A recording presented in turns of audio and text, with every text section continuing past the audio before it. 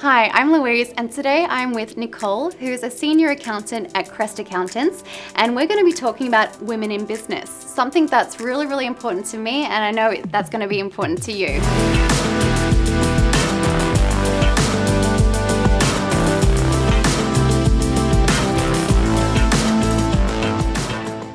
So Nicole, tell us a little bit about what would be a first tip that you could give me, someone who would want to start their own business.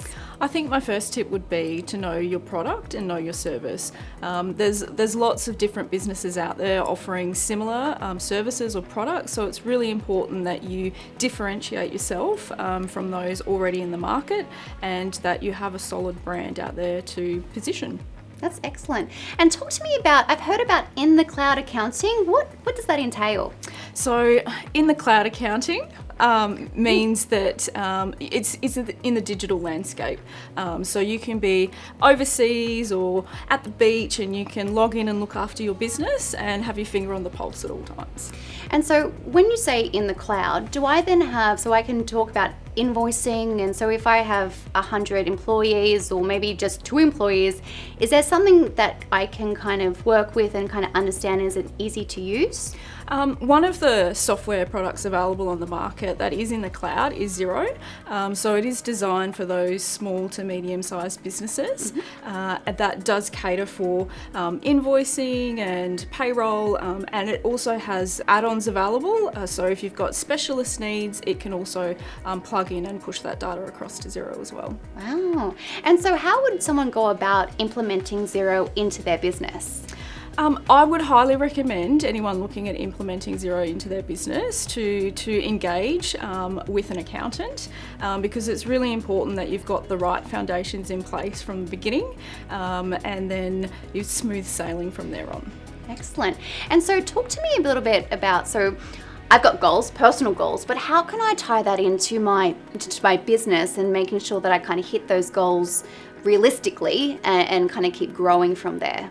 I think it's really important that you understand yourself because business and your personal life are inseparable, including your finances. So it's really important that you have a clear understanding or vision of where you are now and where you want to go and to embrace it. And if there's any fears or hesitations, just to accept it and say it's okay, and not be afraid to seek out assistance and help from an accountant, or surround yourself with a great support network and get advice from other professionals.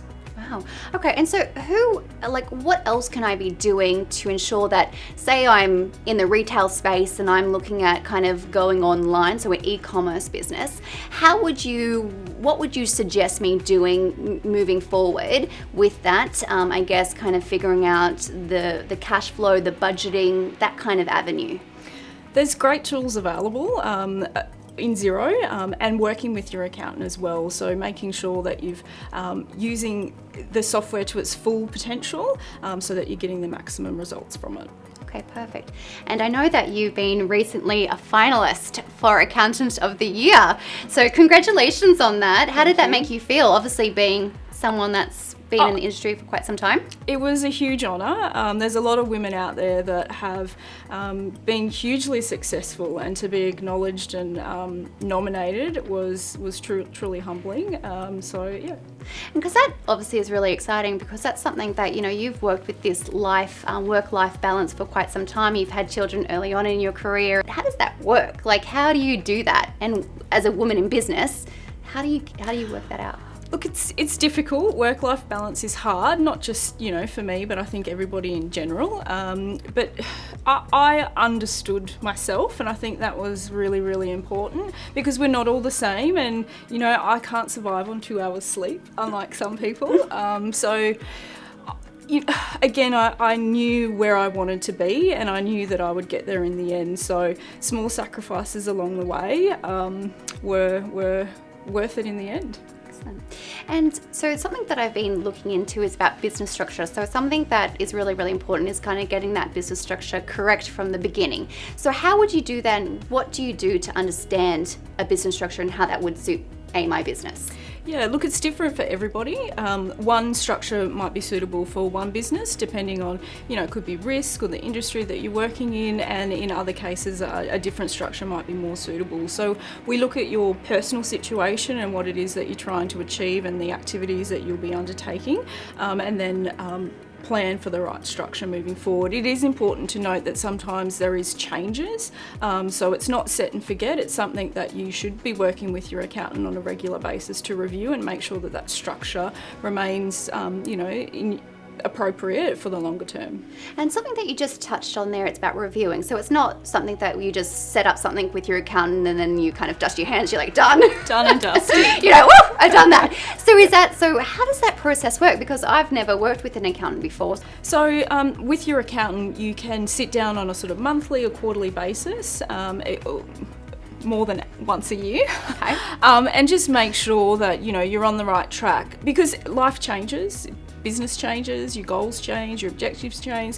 So it's important that you make sure that what you've got in place continues to work for you, that the way that you want it to work.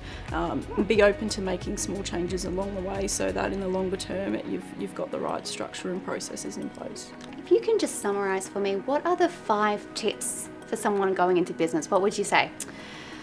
So number 1, know your product, know your service, set realistic goals, and have realistic expectations of yourself too.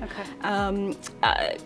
Be open to change and embrace technology, and whether that be zero or not. Everybody knows I'm biased towards zero. But yeah, and don't be afraid to seek out help and support from your accountant and other professionals. Thanks so much, Nicole. It's been a pleasure chatting with you today. How can someone find out more information? They can head to our website, crestaccountants.com.au, for more information. And stay tuned for our next video.